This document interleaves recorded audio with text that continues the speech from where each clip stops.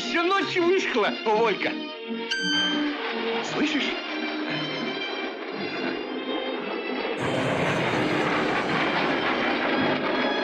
Сейчас бы на этом самолете в Москву. Хорошо бы.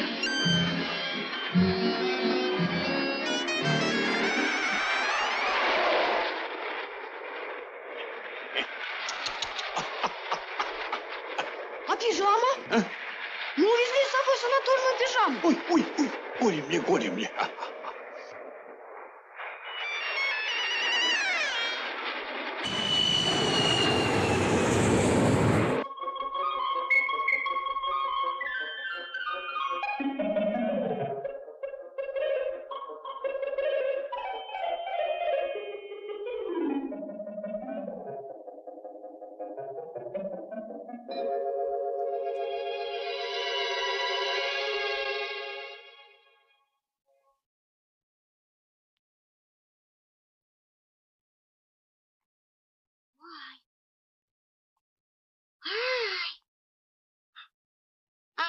Ну да, опять этому Мухамедову из Баку посылку послали.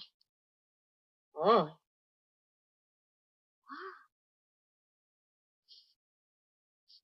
Ну да.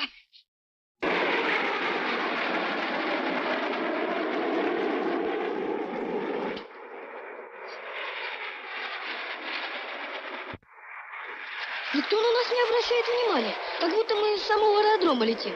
Могучий старик, он все может.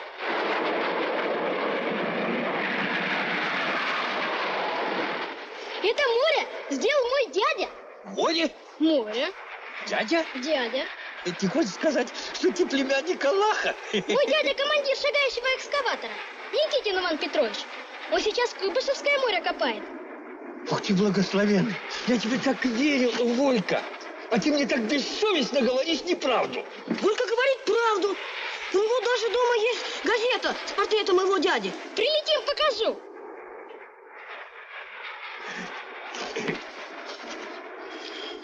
Сколь быстра и удобна эта воздушная колесница.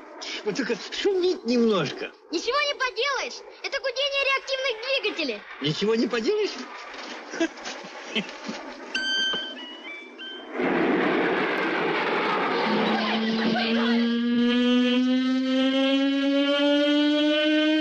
Хаттабыч дергал волосок. Хаттабыч, ты зачем дергал волосок?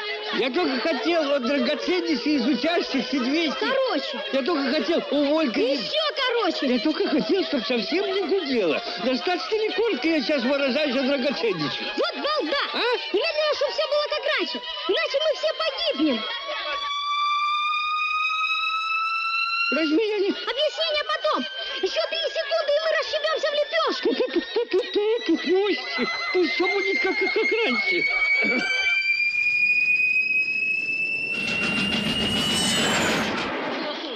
Все в порядке.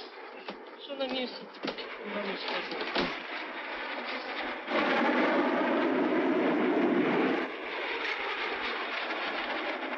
Скажи мне, о, Волька, что означает слово «балда»? Понимаешь? Ну, это вроде как мудрец. Спасибо.